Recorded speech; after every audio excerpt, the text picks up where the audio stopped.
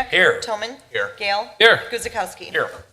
Would everybody please rise for the pledge? And would Firefighter Wilding lead us in the pledge? I pledge allegiance to the flag of the United States of America and to the republic for which it stands, one nation, under God, indivisible, with liberty and justice for all. I trust you've all had a chance to look at the minutes of 9/4/18. If there's no omissions, corrections, questions, motion.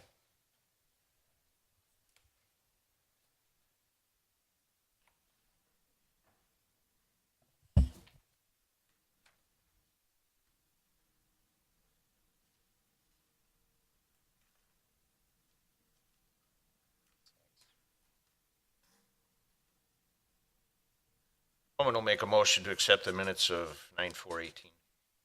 Guzekowski will second. Roll call. Alderman Lorik. Aye. Dukniak. Aye. Toman. Aye. Gale. Aye. Guzekowski. Aye. Item number 4 is a consideration of a council proclamation, Emil Dahlman. Catherine, would you please read that into the record?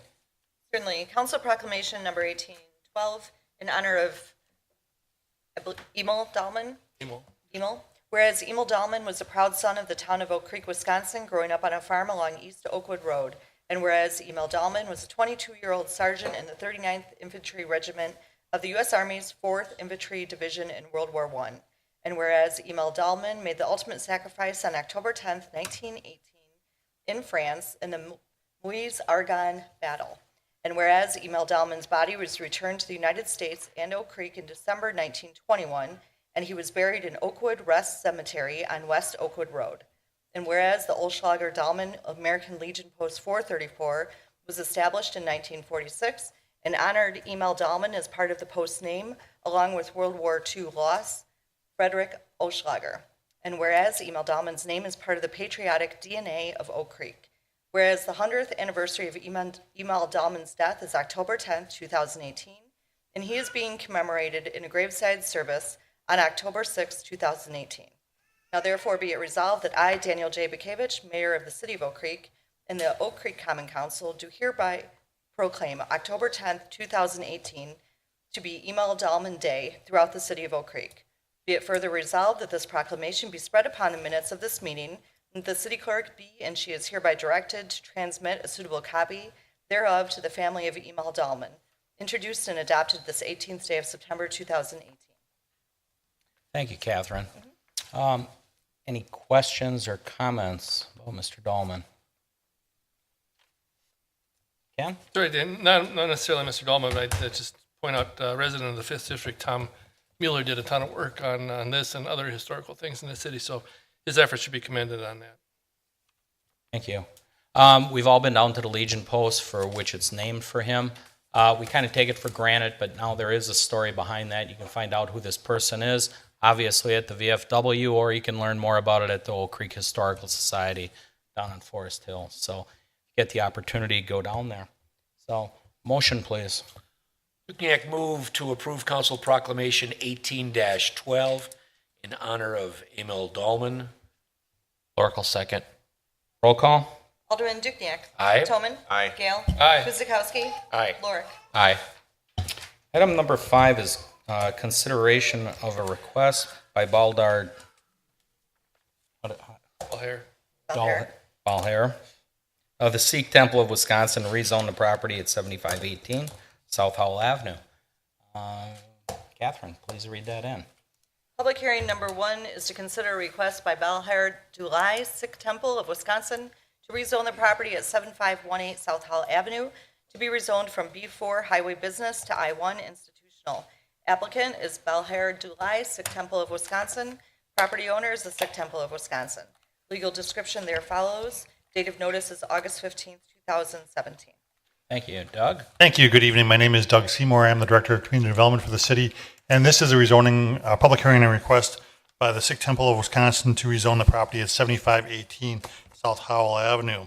Its current zoning is B4 Highway Business, and if you can look on the overhead, you can see that the property that they have recently acquired is kind of surrounded by the I1 or institutional zoning property. that is home to the temple. They would like to make that all institutional, and as such have requested this rezoning. The Plan Commission has reviewed the request, and they have recommended that the property be rezoned after a public hearing. This being a public hearing, I would ask that anyone who has any questions or comments regarding the request to rezone the property at 7518 South Howell Avenue to please fill out an appearance form. Once your name is called, please proceed to the podium, give your name and address, and proceed to address your questions and or comments to the Common Council. This public hearing is now open. Thank you, Doug. As Doug said, we'll make 3 calls, and this will be the first. Arden, would you like to come up now?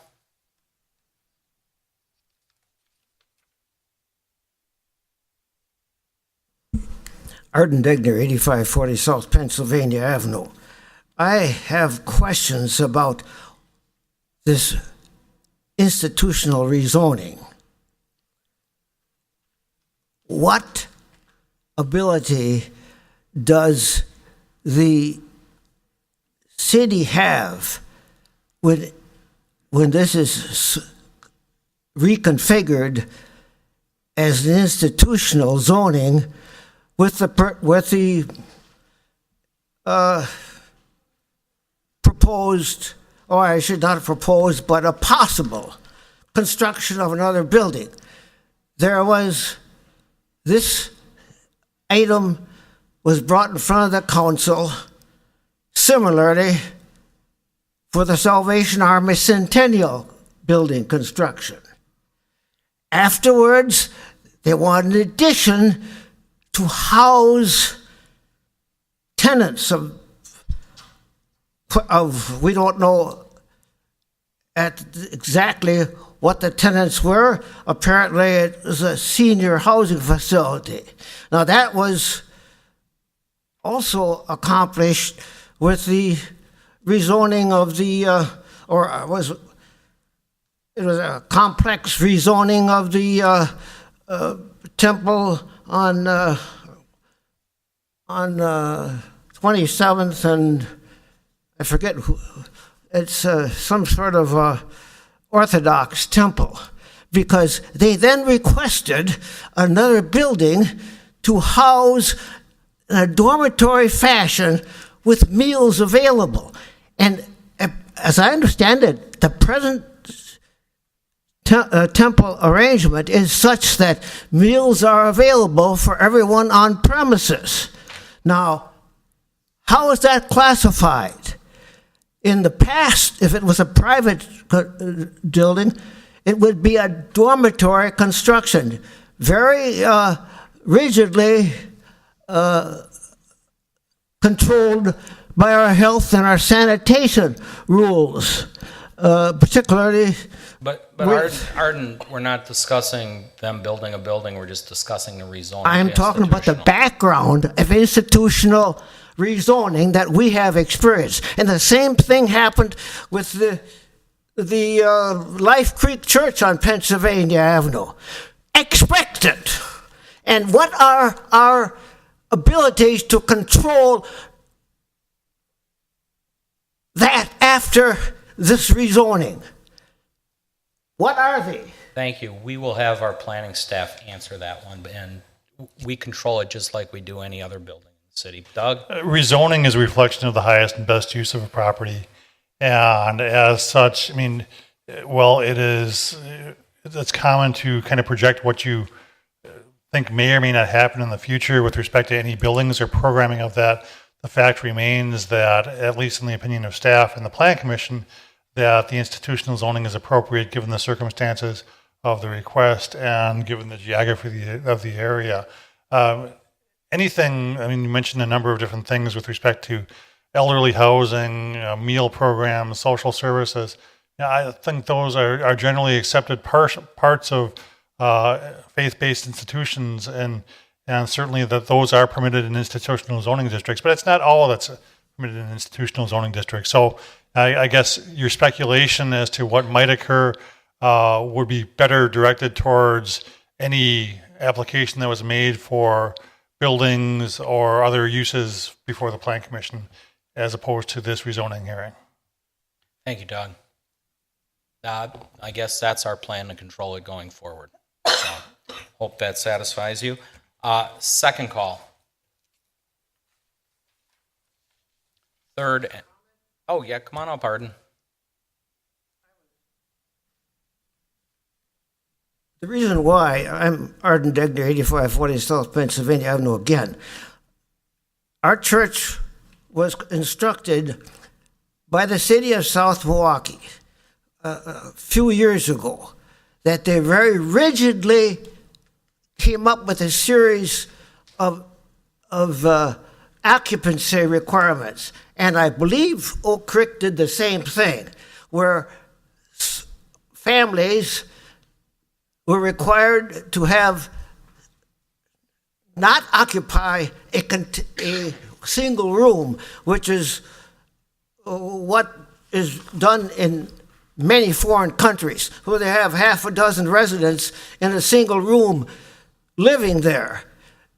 To keep the residential zoning there, they, in their rules, they have only sleeping rooms for only so many people in the particular dwelling.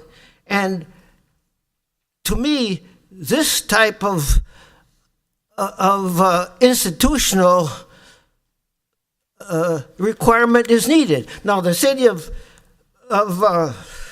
Milwaukee, when they had all these cold weather homeless things, refused to allow typical New Presbyterian to have more than, I don't know, they got special permission from the fire chief to put some people down there in their basement, but it was very carefully and it had to be done on an emergency basis. So I'm questioning the fact that residential requirements compared with institutional requirements. Thank you. Thank you. Third and final call. Okay, seeing none, we will close the public hearing and move on to consideration of the ordinance to rezone that property at 7518 South Howell. Open it up for questions, comments from council. Chris? I'd just like to point out that at Plan Commission, we did talk, as Alderman Lorica asked, what their projected use was going to be on the front end, and it's for parking and for landscaping, really, is what the primary use is going to be right now. Thank you. Anyone else? No. I'll reiterate that the communication from the temple has been that it's for increased parking, and they wanted to just zone it along with the temple, so it's going to I-1 from B4. The proposed building that was going to go there just never happened. So, other than that, it floated right through planning. I think it was whatever it is, 0 count. So, seeing no more questions, comments, motion. I'll move to approve ordinance 2913, an ordinance to approve a rezone of the property at 7518 South Howell Avenue from B4 Highway Business to I-1 Institutional. Guzekowski will second. Roll call. Alderman Tobin. Aye. Gale. Aye. Guzekowski. Aye. Lorick. Aye. Dukenyak. Aye. Item number 7 is a presentation by Siemens Industry regarding a performance contracting. Andrew? Thanks, Mr. Mayor. I would invite, if it pleases the mayor and council, Josh Hounsel up from Siemens Industry, Inc. And while Josh is getting plugged in here to give a presentation, I'll just set the table a little bit. This presentation relates to a potential action item under item 11 on your council agenda tonight, and I'll just kind of speak to both of those issues. What we've been looking at for many months with Josh is a potential to take on, as Josh will explain, some building and facilities projects in the city of Oak Creek, and through a method called performance contracting. We want to give the council a brief overview of that method, those concepts and those statutes, as well as some high level potential of what Siemens has kind of developed in a field audit, so to speak, of the city in, when was that? May? It was May. June? We started the process, the conceptual meetings in February. So why are we looking into this? As stated in the council memo under item 11, this really knocks off a couple of our adopted strategic action plan items. One being a complete feasibility or to complete a feasibility study for the possible conversion of streetlights to LED, and then provide analysis and recommendations on a multi-year budget strategy. So this is kind of the how, one potential method to how we go about accomplishing some of those strategic action plan items. So if it pleases the mayor and council, again, I'd like to turn it over to Josh for a brief presentation, and then we can maybe ask Josh some questions if we have any. Great, thanks, Andrew. I appreciate the council's time. Again, I'm Josh Hounsel. I'm the market manager for Josh, what do you got? mic on. Yeah, the mic, yeah, you gotta be a little closer to the mic. It's closer, okay. Josh Hounsel with okay, good. With not always on the mic here. Normally I'm roundtabling with people. With Siemens Industry Inc., I'm the market manager for the local government. I've been in the space for about a decade. I've delivered 359 energy efficiency construction projects. Again, responsible for business development. Some of my former municipal customers include the city of Green Bay, the city of Appleton, Menasha, and Fox Crossing would be my most recent ones. So, visible names out there in Wisconsin local government. A little bit about Siemens. We're a 147-year-old industrial company. We are a Fortune 100 company. The group that I represent specifically engages in professional services and energy services.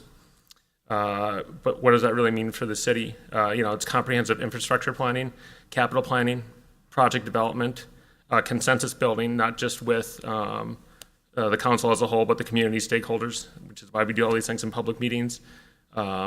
Energy conservation, engineering, life cycle cost analysis, and then also commissioning. We have over 400 employees in the state of Wisconsin, and we have locations in Milwaukee, Madison, De Pere, and Eau Claire, amongst all of our different business divisions. And if anybody has any questions, just feel free to interrupt. What is performance contracting? This statute's been around since 1995, and it's a way to get things done without having to get into your capital budgets. We call it the MUSH, or municipalities, universities, school districts, and hospitals. Generally large institutions that don't have a ton of capital every year in and year out. So this is a way to leverage an existing energy spend to fix your buildings. So the way it reads is under 66.1033, a local jurisdiction may engage a qualified provider to either increase billable revenues or reduce energy, water consumption, water usage, or operating costs. And what that does is it allows you to play with, I always call it house money. So there's no upfront capital costs for a lot of these things. It's budget neutral or cash flow is positive. So the energy savings, again, are used to pay for building and infrastructure upgrades. And here's a less risky proposition than this going into your capital budget. If the energy savings are not achieved, then the qualified provider, that being Siemens, has to reimburse the local jurisdiction if there's a shortfall. So if I say I'm going to save you $100,000 annually, and I save you $90,000, I have to actually cut you a check for that $10,000 over the duration of the shortfall. Then the contract cannot exceed 20 years, and neither can the average life of the conservation measure being either new lighting, new toilets, building envelope, what have you. And this is just a snapshot of Oak Creek.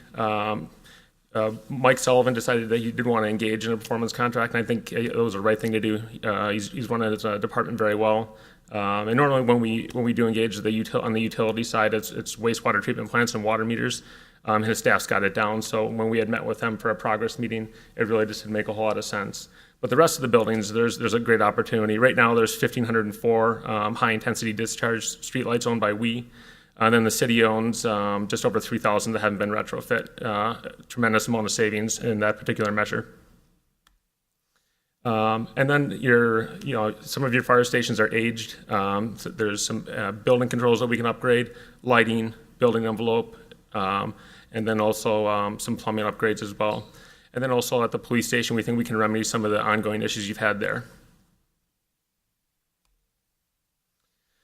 So the preliminary assessment, which was just a day of myself and an energy engineer walking through, these again are all the measures that we identified on just a one-day walkthrough.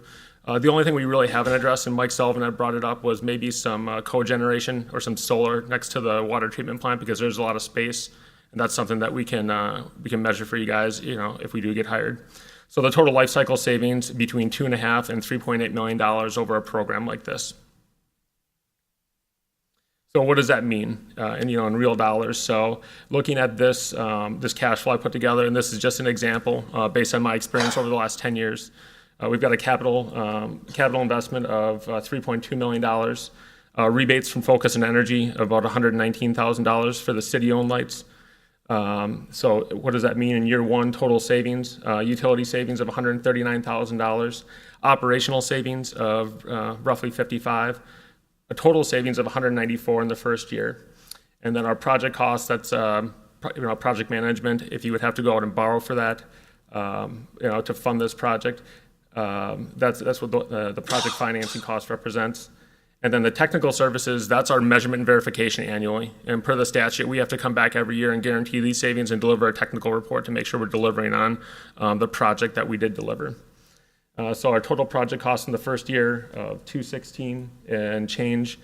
So the first few years you're a little in the red, but as you can see over a 20-year period, and again, this is just a 50,000 foot look. I think generally our engineers are very conservative when it comes to energy savings on initial walkthroughs. I think the savings is going to be substantially higher. But over a 20-year period with no capital outlay out of your CIP fund, you're $1.2 million ahead. So that's the advantage of ripping the Band-Aid off and getting after and embracing this new technology first. To give you an example, right now we have about $1 billion in guaranteed energy savings in the United States, and we hit that number 99.98% of the time. So we're not perfect, no one is, but when we put numbers up like this, we are the experts and we know we can deliver a project here, and that's why we decided to engage with Andrew. Any questions? And then here's the process. The preliminary assessment, like Andrew had mentioned, was done in May. Here we are at the board engagement. The next step would be the comprehensive analysis, where this will take from middle of next month, if you decide to approve it tonight, to about January before we'd have anything tangible to present to the board to start workshops. After the scope of work is selected and the financial vehicle is selected, then it would go to a competitive RFP. Per the statute, and then a contract would be finalized between, if we get hired for that portion of the project, to move forward. We'd agree on a contract, and then implementation. Implementation for a project like this would take roughly 6 months, and then after that there'd be a closeout, and then measurement and verification portion would begin. So if I could just add a couple things, again, conceptually speaking, the impetus for this was really the analyzing the possible conversion of LED streetlights, and knowing that that's a large component of this. At a high level overview, what we're able to do is engage a company like Siemens, who will essentially serve as the backstop for us. We have, round numbers, $1 million worth of street lighting, and other projects that can be folded into that. They produce an energy savings that Siemens is willing to guarantee of X. We make sure that our debt service is covered by their potential savings, or a different comfort level that the council may have, knowing that we have a ton of projects that we're catching up on from a building system perspective and street lighting perspective, and we're able to, that's where the budget neutrality comes into play. We go out, access capital for the amount of the project, whatever our amortization is on that capital, is the energy savings that the projects produce, which are guaranteed from a company like Siemens. So we think it's a great opportunity to continue the next step in the process, which is, again, item number 11 later on, which is engaging in a more formal audit, which is really, in my opinion, no harm, no foul, because we will get a lot of rich data for the city to plan from, even if ultimately there isn't a project that we would want to move forward with. So moving forward in all sincerity with the process, but just for the council's comfort level, we're certainly not saying yes to or committing to a significant capital outlay at this time by any means. So I don't know if there's any other questions from the council. I would also note there was a multi-departmental representation involved in this these initial phases of exploration with Siemens. Ted Johnson was involved, Mike Sullivan, Dick Kolka was obviously a huge asset in that whole process. So this isn't something your city administrator just dreamt up and brought to you. So this has been looked at, and really the next step in the process is to just dig a little deeper into what potential exists here. Questions? Comments? Question, I guess. I mean, the numbers look incredibly impressive. So we have an initial cash outlay of $3 million. Through energy savings, that's going to pay for itself. And then after a 20-year cycle of having this new updated equipment, in addition to paying off the equipment, we'll have realized an additional savings of $1.2 million. So there's a $4.2 million benefit to doing not exactly this program, but some type of energy saving program. Something similar that it'll be very collaborative, multiple workshops. And at the end of the day, this is going to be your project and your program. The savings may be more, they may be less. The finance term may be less, but you guys are going to be in control. We're just going to show you the way, really. It's what we do every day. It all depends on what the scope of the projects and the associated paybacks. There's certain projects that, I think Josh, you had mentioned, and as we're going through budget, boilers don't really, pay for themselves in energy efficiencies. There's such a big outlay and there's not a lot of meat on that bone. But if you can couple those with some other projects, maybe you can get some boilers, updated in some of your facilities because the energy savings on street lighting or another facet of the project is so great. So it's really a comprehensive look. We ultimately get to choose the projects that we want to do, which will inform the payback model. And really right now, the next part of that process is arriving at that model. That's only a scenario form, only an example in the presentation. Okay, thank you. Else, Greg, anything? But had the good fortune of sitting in on a meeting earlier on this, and from a financial standpoint and from moving the city forward, looks like money well spent initially. And we can make decisions as we need to moving forward. So, Chris, anything? Real quickly, I've been an advocate for it. We have to move forward with newer technology. More importantly, we have aging infrastructure. So the wires, the piping going to the street lights, things like that, you could realize a little more cost than that, but it's going to have to happen anyways. There's other ways you can couple that in on reduced maintenance costs, things of that nature if we do it now. I think this is a very proactive step the city's taking to address this and see what it's going to be. And as Andrew said, you'll be able to a la carte it as to where the greatest savings are. And it's not just lighting. They're talking about insulation, closing up gaps in the building that release heat, making sure our heat systems are up to snuff and the whole deal. So it's much more than just lighting. Keep that in mind. the council, I'm not sure if they caught it or not, but he had suggested that they have expertise that they could significantly potentially deal with the issues at the police station. Yes. Also, we're experiencing some unexpected problems at the police station, insulation-wise. We may be able to work that out and blend this into here without affecting our capital operating budget. So again, I think it's a very proactive step the city's taking this approach. That's it. Thanks, Josh. Thank you. Thank you. Next up, item number 8, City of Oak Creek's resident guide and development of the new resident welcome guide strategic action plan team. Leslie. Evening. Hold on one second. Let me get this. That is a long title you got there. It changed names a few times, but Leslie?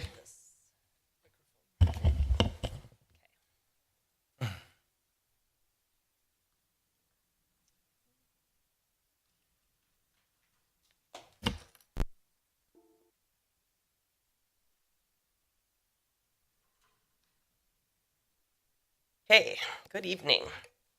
So I'm here tonight to give you a brief update on a strategic action plan item, the Residents Guide to Community Services.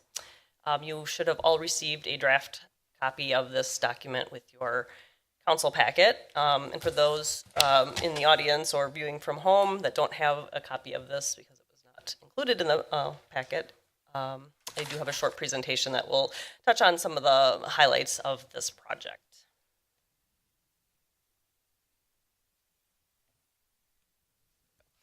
So the 2018 strategic plan item before us was to create and implement a new resident welcoming process. This fell under the safe, welcoming, and engaged community critical success factor. So we have a team comprised of individuals representing all the city departments. The team captain is Jill Inninger from the library. She's not here tonight, so I'm taking over for the presentation. Myself, City Clerk Catherine Reske, Dave Stecker from the Police Department, Dana Johnson from City Hall, Carrie Wardius from Health, Mary Jane Trait from Recreation, Cindy from DPW, Scott Caston from Fire, and Kristen from Tourism. So as a team, we had a fairly long process. We've been working on this for a while. So we really needed to evaluate the best ways to reach as many new residents as possible. To do that, we started with just doing some basic research. What are other communities doing to welcome their new residents? We looked locally, we looked across the country, and we found a pretty good mix of print documents and website presence. Actually, I did a combination of both. So we have a website upgrade happening right now, so some of this will work its way into that redesign. But ultimately, we identified the need for a comprehensive written resident guide that would serve as sort of the ready reference to new city residents, but also pretty much any resident. So it kind of broadened in the original scope that we were just going to target it to new residents when we realized it would be useful pretty much for anybody that lives here.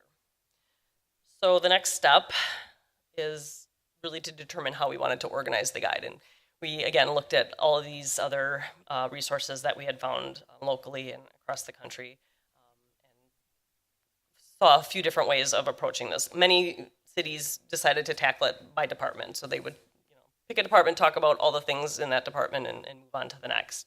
We did find one resource that we really enjoyed from a town in Canada, East Gwillimbury, and they organized theirs in an A to Z fashion, so sort of like an encyclopedia. And we really thought that was intuitive, a nice way of presenting that information. If you didn't really know what department you needed, you knew what you were looking for, so you could find it pretty easily alphabetically. So then we had to sit down and gather all that information. So all of the representatives on our committee went out, reached out to others in the organization, and pretty much found all the need to know information and assembled it into one document. And then it came down to designing it. So how are we going to take all that text that we had gathered and put it together in a way that was useful to our residents and consistent with our city brand? So we came up with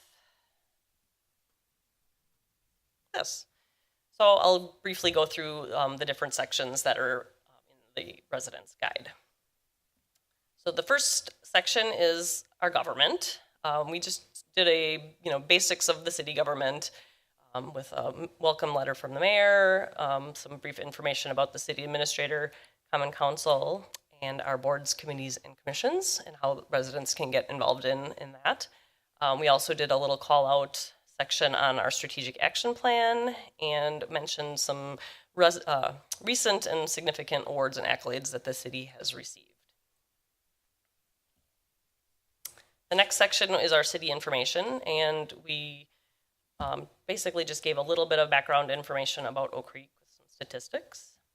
And then for those maybe who are new to the area that aren't aware, we gave a brief account of the city's incorporation adventure, we'll call it. We have a pretty interesting history, so we thought that would be worth mentioning. The next section is our Stay Connected page. And this just basically goes over the different city publications, the current and the Acorn, as well as our social media presence. And then it also goes into how you can receive email blasts and emergency phone alerts from the city. The next section was inspired by a similar graphic that we found in the East Gwillimbury Guide. It was some of the more common inquiries all in one place, shown pictorially, which is kind of a fun way to do it if you don't want to search through a volume of text. You have a cute little picture with numbers and phone numbers attached. And then we really get to the nuts and bolts of the guide, which is the A to Z of services and programs. This is the comprehensive listing of pretty much all the information deemed important from our departments and the things that were most requested at our front counters. You'll notice that it is cross-referenced encyclopedia style. So if you look up trash, it'll tell you to go see garbage and recycling. So everything, if it could be referred to as something else, it'll tell you where to find it in the guide. And then we also made sure that we covered not only City of Oak Creek resources, but some of the external resources as well, such as mass transit information, vital records, DMV, that sort of thing.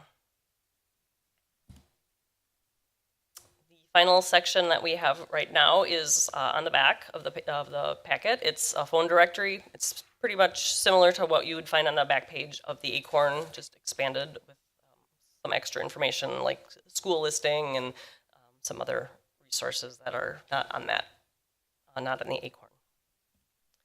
So the next steps for this project. Before it's ready for prime time and ready for distribution, we have to do a few more things to wrap this up. So first of all, we're still taking content edits and additions as a committee. At the end of last week, we came up with a few ideas that we would like to incorporate. So we're still tweaking the content. If any of you have any additions or corrections or comments that you think we should include, please email Jill or I, and we'll make sure that we take those to the committee and figure out how to incorporate those. At the end of the year, beginning of next year, when the website redesign is complete, all of the links in the document will have to be updated. You'll notice a lot of the web links in the document right now. Just go to the homepage, oakcreekwi.org. When we have more complete links on the new website, all those will be updated with a more direct link. When that's all done, we'll be ready to upload a digital guide, just a digital copy of this with active links to the website for residents to download or view. And then if budget allows, we are considering producing a limited quantity of print copies for distribution to the new residents at the places where they would come in for service, the water utility, the DPW, our counter for voter registration, the library for library cards. So just to hand those out as needed, so a small quantity. And we're looking into the pricing of that rather than mailing it out to everybody, just to have a limited run so that we can give them out as needed, but not necessarily distribute them to everyone. And then finally, the team just needs to sit down and create a process for annual updates and improvements to this document so that it continues to be current and useful to our residents. That's about it. Anybody have any questions? Alderman Rich Dukniak, 3rd District. Leslie, when conducting your research of other communities that provide these guides, did you find that they were including only information that city government provided? I see what I feel would be a couple glaring omissions about organizations that provide community services. Sure. So is it just, this is limited to just information about what the city does? Not necessarily. Some municipalities it's pretty much stuck to the city services, They did, okay. But there were others that mentioned a list of all of the daycares or all of the other services. The problem with that is someone eventually has to update it Right. and make sure that stays current. So we would need to have sort of a procedure in place to make sure that we're giving out good information that isn't necessarily ours to begin with. Okay. We And definitely would entertain that. Yeah, part number 2 was the Salvation Army and then the Oak Creek Community Center. These are two organizations that probably have, I know at the center, there's 100,000 people that go through the doors every year, give or take a few. So you have hundreds of thousands of people visiting those facilities and partaking in programs and services that they provide, and that helpful information is not available in this. So I mean, I don't know what direction that you're going to. I feel that would be helpful information for someone not only new, but that lives in the community as well. So I agree. My 2 cents worth. Good additions, I agree. Questions? I think those are good points, but I also caution there's a slippery slope there because we could get into an endless, array of nonprofits, Right. I mean, where do you stop? Yeah, where do Yep. you stop? So I think there's a balance to be had, and I appreciate the insights. And council can tell us if that's the direction they want to go, but I think it would be a little unwieldy to have all of that in there, let alone update it. That would be a massive communication effort. So we'll find that balance. Okay. I think your additions are well placed. So just kind of to sum it up a bit, if I could, we've morphed this a little bit into being a guide for all residents because it's handy information. We will find those opportunities to make sure that our new residents at those various touch points get this information new to the community, safe, welcoming, and engaged community. That's the welcoming part. And over the next few weeks, we would love your eyes on it, your inputs. Really, we can't go live with this until the website also goes live, so we have a little bit of time. This was intended to be a checkpoint with the council, make sure we're on the right track with the strategic plan initiative, and get any feedback back from you or any of the other staff. So that's why we were here tonight. I guess, Leslie, what I will add, though, is this is an incredible document in providing information. I know the frustration that I have just trying to find, okay, I want to get in touch with Ted. I don't have my phone with me. I don't have his number. To go on the website, it's impossible. To have this guide in front of you, I mean, it's an incredible piece of information and will certainly be very, very useful and helpful. So I didn't want to be a Debbie Downer on this whole thing, but it really is a great piece of information. Thank you very much. Else? Arden, come on up, please. Oh, go ahead, Mike. Mike Toman, 4th District. Leslie, have you ever considered like a private page or a sponsorship page from area businessmen to help pay for the printing? I know in years past, we were serviced by the Welcome Wagon, and that was part of their their package that new residents got. That was useful. That is not something we discussed. People took advantage of it. Actually, it would give you an incentive to keep this around. There are coupons or sponsorships for private business. Bring the suggestion back to the group. We didn't look at that in terms of, we did look at that in terms of, well, obviously if we're sending this out like the Current or the Acorn, then we can't be, we have to find a way to have some cost recovery or cost neutrality on that. We didn't look at that in terms of just the printed copies of, at the library when you're getting your card at the That's what I was utility. thinking, the printed copies. So, Arden. Arden Degner, 8540 South Pennsylvania. I was just going to second the comments of Alderman Toman because I recall when I moved in, there was a welcome wagon. And the volunteers that did it, Horse-drawn? Oh, you guys are. there were volunteers available with cars, and they would try to contact each one of us. You're right. And but as Alderman mentioned, there were pamphlets given by the Kiwanis Club listing the churches. There were pamphlets given by these various groups, but things have changed, haven't they? They don't meet together anymore. All they do is have the iPad. Now, let me mention another important item, and that is I've knocked on a lot of doors many times for signatures for political purposes. at least half the residents of each one of our apartments complexes have no idea what the city is, or who they're voting for. They don't have any idea, and they don't care. They just moved in. They got a job somewhere. It's a place to sleep. Oh, you're supposed to vote? Where? Who am I supposed to vote for? Yeah, I think I'm in Milwaukee County, but is this complex part of what? Franklin, Greenfield, Francis, St. Francis? There's a definite need to have a list of, and they like pictures, of the city with diagrams on which alderman and where they vote and who they vote for. It's completely missing from the new residents. You're correct, and that's why we're putting it in there. So these people can get that information. Good. So Thank you. points well taken, thank you. Anybody else?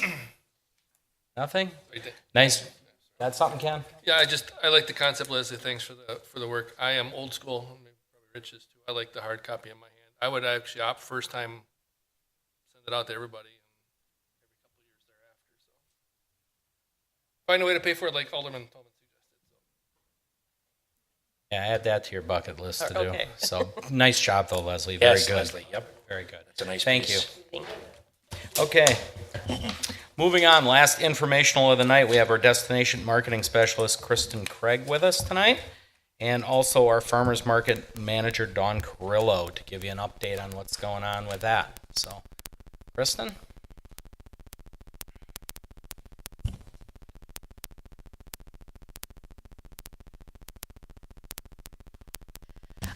So I'm Kristen Craig, marketing specialist for the city, and I work with the Tourism Commission on the city's special events and programs. Before I give an update on the 2018 events, I just wanted to give some background on the Tourism Commission. So the Tourism Commission was created last year, and the commission utilizes revenue from local room tax collections for tourism, promotion, and development. And as a group, it was decided the best way to do that was to create these community events. We have Drexel Town Square, which is a great hub of activity, and we had to look at how do we program that throughout the year.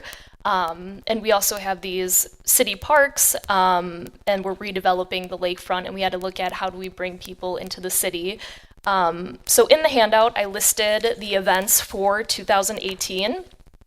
This year, our initiatives included growing these community events and branding each. We also looked at focusing on advertising so it reaches people outside of Oak Creek. We created the Visit Oak Creek website and Facebook page that hosts information about these events. We found that social media is a great resource. We found that a lot of people respond well to the events that we post on our Facebook page. And it's also a great resource, too, if people have questions about the events or if someone's interested in becoming a vendor. So new this year, we had the Winter Festival. We had the second beer garden at Lake Vista Park. And we also started a farmer's market, which runs June through October, which Dawn will touch on in just a few minutes. But the farmer's market has been a great addition, very farm to table, and it also had just an educational component, too, so people can learn how to cook with the farm-to-table ingredients. So another initiative of the Tourism Commission is marketing the city as a whole to show that Oak Creek is a great place to visit, work, and play. And the city of Oak Creek was chosen as the featured city of Discover Wisconsin and Around the Corner with John McGivern, which are both television shows, and they go around to different cities around Wisconsin, and they showcase the best of each. So the Oak Creek segment is actually premiering in 2019. So I think these features also say a lot about what the commission is doing and how Oak Creek is being noticed and just how much we're growing and what an exciting time it is. And we're also working to measure tourism, but one way that we've been able to do that, after the events, we've been sending a survey asking people where they're coming from. We get about 200 respondents for each event, and about 40% of those people have come outside of Oak Creek. So that's great to see. It's actually an increase from last year. It moved up from 30% to 40%. So throughout the year, we'll continue to gather that information. So objectives for the rest of 2018 moving into 19, we want to increase the number of overnight hotel stays and continue to grow these community events, which is also a part of the strategic action plan. Yeah, but any questions or comments? Kristen? Greg? Just have one quick question. The upcoming event, Sneak Peek at Oak Creek, it's September 22nd. I know City of Milwaukee does a similar event, which just so happens to be the exact same day. In years past, they weren't on the same day. Was that strategic, or is there any, I guess, communication to possibly cross-promote the larger City of Milwaukee event to have them come to the Sneak Peek as well on the same day? Or is it just coincidence that they kind of fell on the same day this year? So that was actually planned. So Oak Creek is the featured city of Doors Open Milwaukee. So each year they like to feature a different city in the Milwaukee County.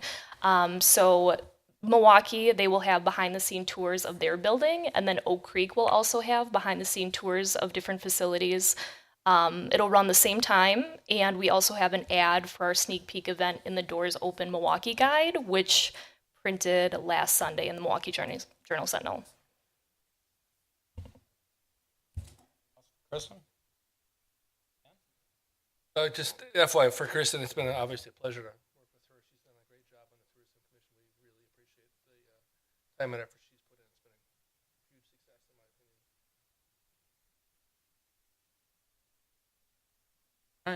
All right.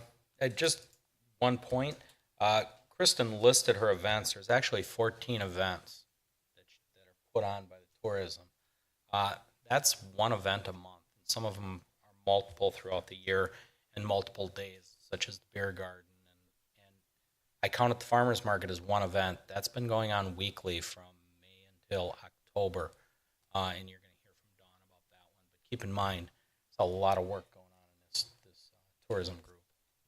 So, Dawn? Dan, just before you, just one comment on it. I think Kristen mentioned it, but I think it should be publicized that all of the expenses with respect to these events are borne not through the city's general taxes, but through the hotel tax that comes in. And so these services, these events, they're all being provided not only to our visitors, but our residents using hotel tax dollars and not general fund dollars.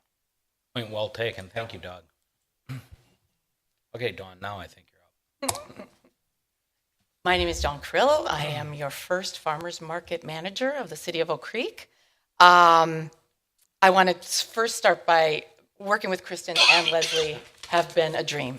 I don't do this full time. I have a full-time job, so they are always there to help me. Leslie does a weekly newsletter that is well received, and both of them have been definitely a help. A little bit about the farmers market. So far. I've learned a lot in this position. Attended a few farmers markets, but definitely was not part of any administration of them. And I quickly learned that the success to the market was having those shoppers come back every week and getting to know their farmers. So that is the success of our Oak Creek market, that our farmers, who Dave was here, he had to leave, but he was going to talk as to the successful relationship that they have built with our community. So that was one of the goals that we've achieved already so far, even in its first year. So we have just finished week 15 of the 20 weeks of the market season. We have 42 vendors that attend every week. We have 4 craft rotating spots, so new crafters come in every week. We have 1 spot that we've dedicated as a free spot for a nonprofit, either an organization or to gain awareness, so they can have that free of charge. And then we have 1 spot where we do water sales. An Oak Creek youth organization can use that as a fundraiser. No one else sells water in the square, and that is solely theirs. I believe the top ran about $500 profit of one of our top weeks. So to date, here's some some of the statistics. To date, the market has brought in $203,000 with a projection of over $280,000 by the end of the season. That's revenue from the farmers. This includes just the vendors on the street and does not include the economic impact of the restaurants on the square. We have quality farmers. We have quality vendors. They were taking a chance with coming to a new market. They didn't know what we were going to have as far as the residents and the community supporting it. But even though those numbers sound good, we need to elevate that at this point. With 5 weeks to go, there's a couple of things we can do, but it's not enough revenue to sustain the really quality farmers. So there is some new planning going on for the rest of the season as well as for next year. To keep those good vendors, they need to see a revenue of $1,000 a week. And they're not really seeing that completely. So we need to bring in some new customers that become the weekly customers. Part of the mission in our mission statement was the part of education. And so we do offer a cooking show called Drexel Town Fair, which features Chef Bruce Evans. He takes the produce and the protein right from the vendors, right from the farmers, and then does a cooking demonstration. I think we can develop that for next year to even be bigger. I think we can tape it and maybe put it on the website or put it on YouTube, some things that we could grow that in the future. So we have a great start. We have not had one safety incident at the entire fair in 15 weeks. We have not had one grievance form submitted. Everybody's happy. There's lots, we thought parking would be a problem. It's not a problem. I don't believe we've received one complaint about parking. And that everyone's so spread out that you can talk to your farmer, that it's unlike most of the competition of West Dallas or a Madison, where you can't get to the farmer and you can't have that rapport and talk about their products. So people are extremely happy about that. I think we just need to get it out a little bit more to the neighboring communities, maybe Racine and Franklin. But, next year, there's so much more we can do. There's so much where we can reach out to the seniors that live in our community. We can, there's a lot of grants that go with the health department. So there's federal money that can be obtained in working with, farm to table or healthy alternatives. There's just, there's so many things. And we'll look at the budget in 5 weeks. I believe probably the farmers market will become self-sustaining. With the fees that we've charged and our budget, this might not be a huge taxing on Kristen's budget. So it might become self-sufficient, as well as bringing in $250,000 into the town square. Any questions? No questions. Alderman Dukniak, 3rd District. Just some comments. Dawn, congratulations to you, Kristen, Leslie. I know the challenges of trying to put together a program such as this. We tried it at the community center, didn't have the luxury of doing it on a Saturday, which seems to be a great day to conduct that.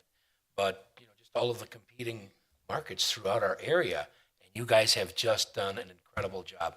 My wife and daughters and I, and their puppy Ruby, we've been through probably five of the weeks. And Mother Nature hasn't cooperated, especially early in the season this year as well. But ladies, well done. There is an incredible vibe that's part of that square on Saturday mornings that I think people look forward to and will continue to look forward to. So just a job well done. Thank you.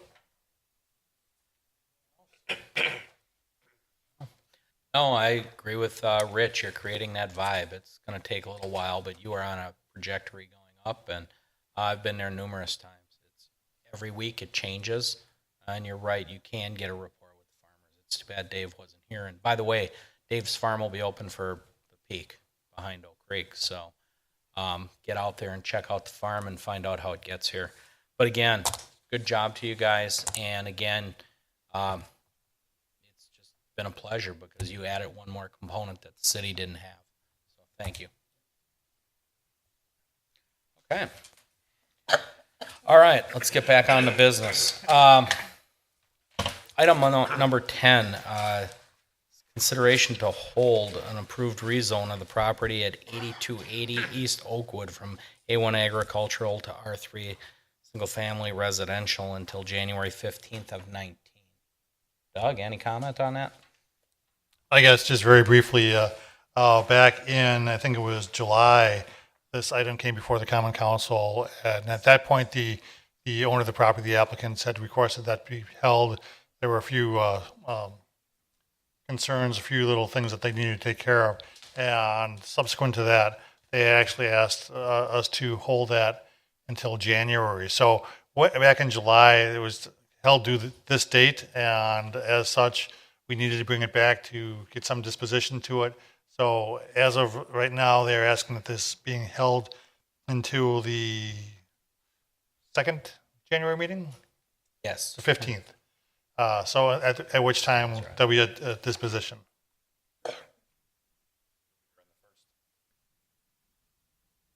Might be. Nothing going on the night before.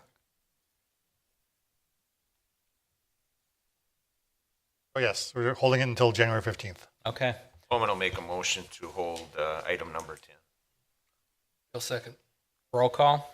Alderman Gale. Aye. Guzekowski. Aye. Lorik. Aye. Dukenyak. Aye. Toman. Aye. Item 11 is consideration of a motion to direct the city administrator to engage Siemens Industry for the investment audit, the investment audit presentation that we just seen. So. Just a couple quick things on that. I didn't touch too much on this during the presentation, but we're looking at having really assuming the next phase in this process, which is an investment grade audit to get those projects and those paybacks. And that carries a potential outlay to the city of $25,000. Keep in mind that $25,000 is only outlaid by the city if projects are identified that work for both parties, and two, if we decide not to go forward with those projects. So it's not an outfront outlay. It's really a if Siemens brings to the table viable projects and we still choose not to go forward, that's when we incur the $25,000. And again, as stated in the memo, this is the funding source for this would come out of the Strategic Action Plan Fund reserved for these types of things. So, Questions, comments for Andrew? Seeing none, motion. It will move to direct the city administrator to engage Siemens Industry, Inc. for an investment-grade audit of potential performance contracting projects. Guzekowski, a second. Roll call. Alderman Guzekowski. Aye. Lorik. Aye. Dukenyak. Aye. Toman. Aye. Gale. Aye. Item 12 is consideration of an ordinance confirming the adoption of settlement agreement between the City of Oak Creek and Labor Association of Wisconsin, Inc., fixing the salaries for members of the association from January 1, 2019 to December 31st, 2019. Andrew. thanks, Mayor. I talked with the council about this at the last meeting, apprised you of a little bit of the history here with Act 10, advised of the wage settlement. I won't go back into those details. If you recall, I mislabeled the agenda a little bit so you weren't in position to act. So we would be, after any questions or concerns are expressed, we would be recommending the council ratify the personnel/bargaining committee's recommendation on the settlement agreement with the Labor Association of Wisconsin. Questions for Andrew? Seeing none, motion. Bowman will make a motion to adopt ordinance number 2912, confirming adoption of a settlement agreement between the City of Oak Creek and Law of Wisconsin Incorporated, and fixing the salary for members of the association from January 1st, 2019 through December 31st, 2019. Guzekowski, a second. Roll call. Alderman Lorik. Aye. Dukenyak. Aye. Toman. Aye. Gale. Aye. Guzekowski. Aye. Item 13 is consideration of an ordinance confirming the adoption of a successor labor agreement by and between the City of Oak Creek and the International Association of Firefighters Local 1848. Andrew, you got this one? Sure, I will just briefly editorialize a bit, and I want to turn it over to our labor attorney, Rob Bucamo with Bulow Vetter, to give a little more of the specifics. But as the council can see, we gave you a menu of detail depending on your pleasure. We gave you a very high-level summary, then a more comprehensive summary, and all the way up through the actual many tens of pages document that serves as the labor contract. So whatever your pleasure was that night in bed, however quickly you wanted to get zonked out, we gave you that menu. So just a couple comments though, as this is my first bargain with the city, particularly for the fire and police groups. President Wilding's here, and again Rob and Chief Rosendich and members of the committee are of course on the council, but this process with both the police and the fire was a relatively seamless, really enjoyable process this time around. And as much as I'd like to take credit that it was my calming influence being brand new with the city, it was pretty clear that the management and labor relationship here in the city of Oak Creek is a firm one. It's clear that both parties respect the perspective and the jobs that we all have within the city. So I just really want to commend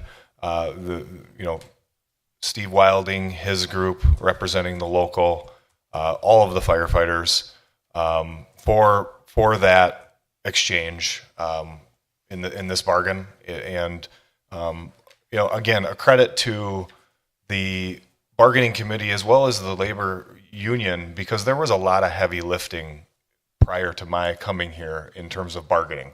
And as Rob will, bargained items, not the least of which is coming together collectively to solve a pretty significant issue in post-employment benefits here in the city via retiree health insurance. That was a lot of cooperation needed by both sides, and that kind of was taken care of. So this bargain was, about a few things, mainly revolved around a wage settlement, as it did with police. And if it pleases the mayor and council, I'd just like to turn it over to Rob for a better overview of the exact settlement agreement. Well, it's good to be with you. I had the pleasure of representing the city during this round of bargaining with the fire union. It's a serious matter, but if I could, I had a series of comments I was going to make, but now that I notice that the union's in the audience, I'm going to say something completely different and be nice. I'm just completely kidding. But if you bear with me for 1 minute, there's a few cliches that come to mind for this bargain. If at once you don't succeed, try again. And that's one of the things that kind of guided our bargaining this time, because we thought we were going to get a quick deal after we had a deal with the cops, but it took us longer than we thought. And that's because we had a lot of topics that both parties wanted to discuss. And so it was a kind of a long but mutually good bargain that we finally got done. And then one further, patience is a virtue. And we exercised a lot of patience together.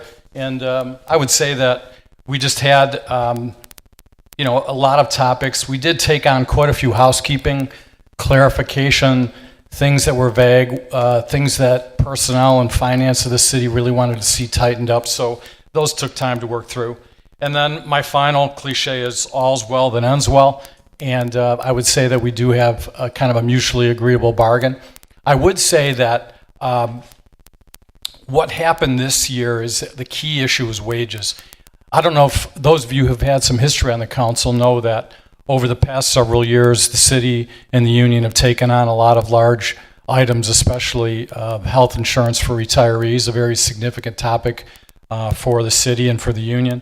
And I think we've worked hard on those, and it was a different kind of a bargain because there was a lot of give and take, a lot of necessary, what we'd say quid pro quo to make changes. This year, I think the parties would agree that it was a wage-focused negotiation. I think the union did have some things they wanted to get across, including some flexibility on comp time, some off-time control there, and maybe some flexibility of using some of their hard-earned overtime.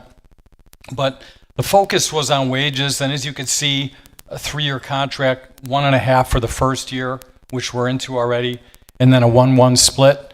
for the second year, and then 2.25%. I would say that our focus was, because we weren't trying to negotiate a limitation or a change to a significant benefit, we wanted to propose a wage that we thought that was fair, but not maybe quite what we had given in prior years. And of course, I'm sure the union, if they had the opportunity to have the mic, would say they wanted to try to maximize their compensation as well. We feel we have a fair compensation in Oak Creek, and we feel that's a fair settlement. I guess it all depends what happens with the economy, with inflation, but I think it'll serve both sides very well. The agreement is quite a bit patterned after the police department. It's not completely the same because so many of the items are different between the unions, but I'm happy to comment on the individual items, but like Andrew said, we had a very detailed summary in the packet, and it's been a hard-earned contract. I do want to thank the union. I want to thank the alderman and Andrew and Bridget, all those who were involved, the chief and Mike Kresick. So we had a good team, and it's a contract that we want to recommend for approval. Questions for Rob, comments? I just comment for Rob. Appreciate obviously all your guidance and hard work on the contract, Steve, and your crew. Thanks for working with us, and we appreciate the cooperation. Anybody else? Okay, seeing none, motion. Someone will make a motion to adopt ordinance number 2914, an ordinance confirming adoption of the successor agreement, labor agreement by and between the City of Oak Creek and the International Association of Firefighters, local number 1848, fixing the salary for the members of the bargaining unit from January 1st, 2018 through December 31st, 2020. Dukenyak, second. Roll call. Alderman Dukenyak. Aye. Toman. Aye. Gale. Aye. Guzekowski. Aye. Lorick. Aye. Thanks, Rob. Thanks, Steve. Thanks, guys. Item 14 is consideration of a motion to authorize the Director of Public Works to accept a quote from Organic Sediment Removal Systems LLC for the removal of sediment from the pond at Miller Park at a cost of $34,500. Ted? Okay, this is just what it sounds like. We will be, this will actually be contracting with a company to basically vacuum the bottom of the pond. Anyone who's been by Miller Park Pond, not just this year, but probably for the last couple of years, have noticed it's progressively getting worse as far as the green algae and kind of scum that's been growing on the top of it. The traditional method of doing this would be to pump the pond out and then dig the thing out with a big backhoe, which makes a big mess and basically kills all the fish and all of the plants and everything that are in there. This actually process will not harm any of the fish and the wildlife and that use the pond, and it'll be a cleaner operation. We actually kind of held this for the fall because there'll be a big, large bladder that they'll pump the silt into, and then once the bladder kind of dewaters, we'll actually take that material and go and have it screened, and we'll use that for black dirt for other public works projects and projects around the city. So generally, I don't like to bring items with only one contractor, although I feel that we have a fair price. We did solicit quotes from a number of other contractors, but based on the location and the size of the project, they declined to give us quotes. The other ones were from Illinois, Ohio, and a company in northern Indiana that do very similar work. This company is actually from Wisconsin. Questions for Ted? Just out of curiosity, was it too small or too big for? No, it's actually a relatively small project. This company has done quite a bit of work around Wisconsin and northern Illinois with a lot of satisfied customers. We actually went and looked at one of the ponds at a golf course that they've done in that. So we're actually kind of excited to get the project going and see the result of it. I believe MATC did their pond in a similar way. I'm not sure if they use this company or not. Just out of curiosity, how many feet of sediment are in that pond? It's been a while since we've done Well, it's kind of an old pond. They estimate anywhere from 3 to 4 feet. This will take at least 2 foot off of it, the size of the bladder that we have. And they've assured us that that will stop the algae from growing. Talk about, Alderman Toman, did they talk about any suggestions on fertilizing near the water? I think you're gonna find that runoff is contributing to that algae too. You know, that's a huge problem in our lakes. DNR addresses that in a lot of our inland lakes. Do we fertilize right up to the water? We do not fertilize over there. Not at all? Okay, No, that's a good thing. not in Okay. not in the parks. Okay. No other questions? Motion.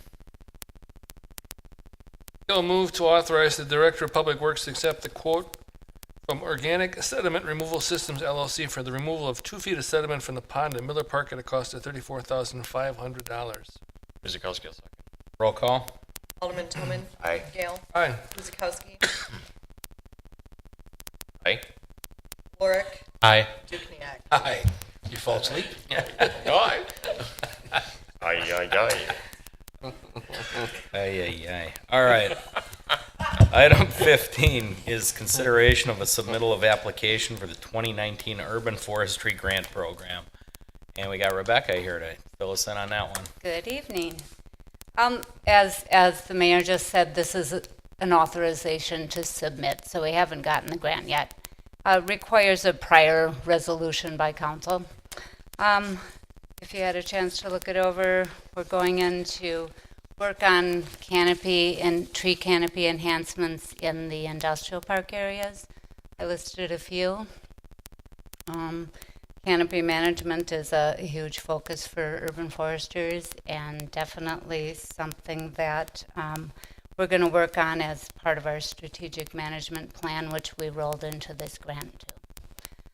If anyone would like a copy of this awesome map, it is a digitized production from the DNR of individual tree canopies per parcel. And they're going to have an upgrade to it soon, but it captures a lot of data that we would have a hard time getting ourselves. And they will be supplying this for communities into the future now. Questions for Rebecca? How much is it for?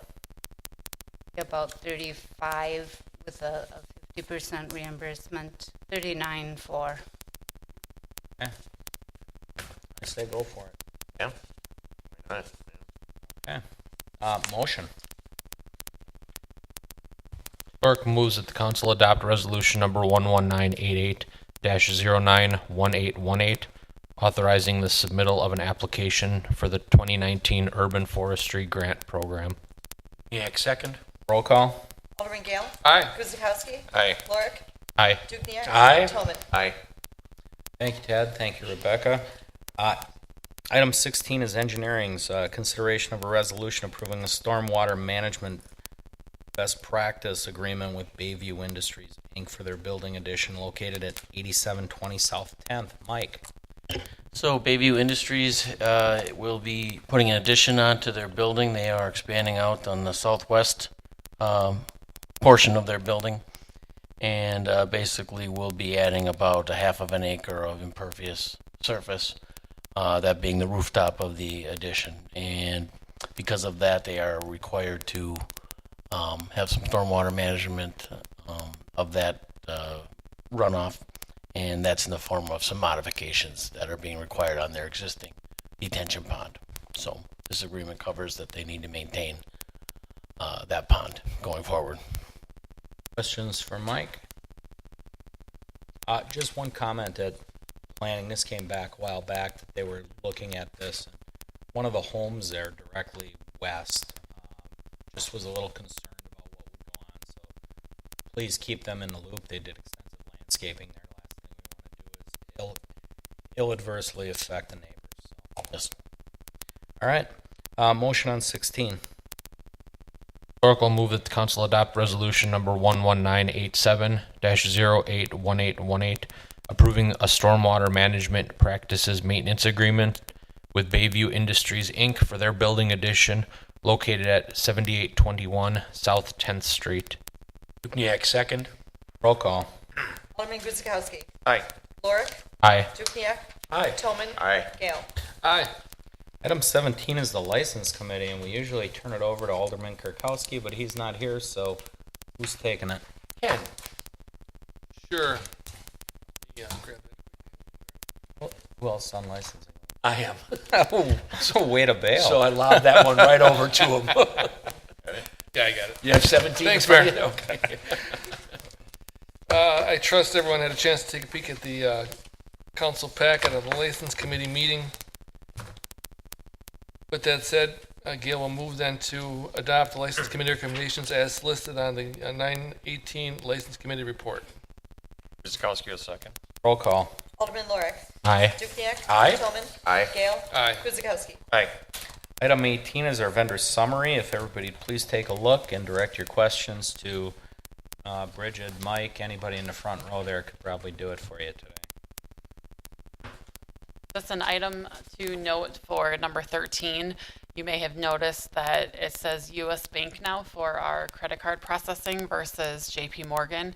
So we have a corporate credit card program that the city uses, and we have successfully transitioned to U.S. Bank. So the JP Morgan cooperative no longer exists. That cooperative had a rebate program, and U.S. Bank came into play with a similar rebate program for the communities that participated in the cooperative. So we have updated contracts, and it's now U.S. Bank.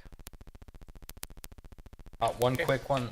Item 12, Phase 3 draw for IKEA Way. Is that the first draw, last draw?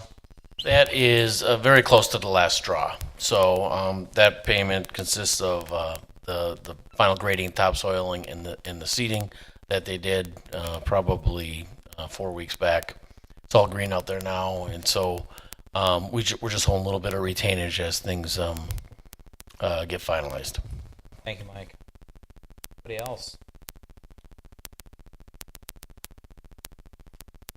On motion? Bill move to approve the September 12th, 2018 vendor summary report in the combined total amount of $593,657.84. Guzekowski will second. Roll call. Alderman Dukenyak. Aye. Toman. Aye. Gale. Aye. Guzekowski. Aye. Lorik. Aye. Great. Before we adjourn, just a plug for the tourism and the farmers market. Farmers market continues this Saturday, and of course it is the sneak peek at Oak Creek. Starts at 8 a.m. I believe. Goes till 2. What's that? Oh, and there's a food truck event tomorrow. Thank you. I did not know about that. And out in the square, there's a food truck event. So please get out there and partake in everything that's going on tourism-wise. Anybody else got anything? I think sneak peek is 10 to 10 to 5. Jeez, was I off? What did I say? 8 to 2? Okay. Danny's starting 10 early. to 5. Come early and enjoy Drexel Town Square. One last comment before we close, and Catherine, help me out with that. Our thanks to Oak Creek Plumbing and Tri-City National Bank Correct. for sponsoring the Shred Day on September 8th. Correct. All right. How's business, Rich? So good. Saw my friend Arden out there. There you go. Good. Excellent. Motion for adjournment. I'm gonna make a motion. Everybody wants to stay there. It's so much fun. Was that a motion, Mike? Yeah, that was a motion. Guzekowski will second. Roll call. Alderman Toman. Aye. Gale. Aye. Guzekowski. Aye. Lorik. Dukenyak. Aye. Aye. Great. Thank you. Good night.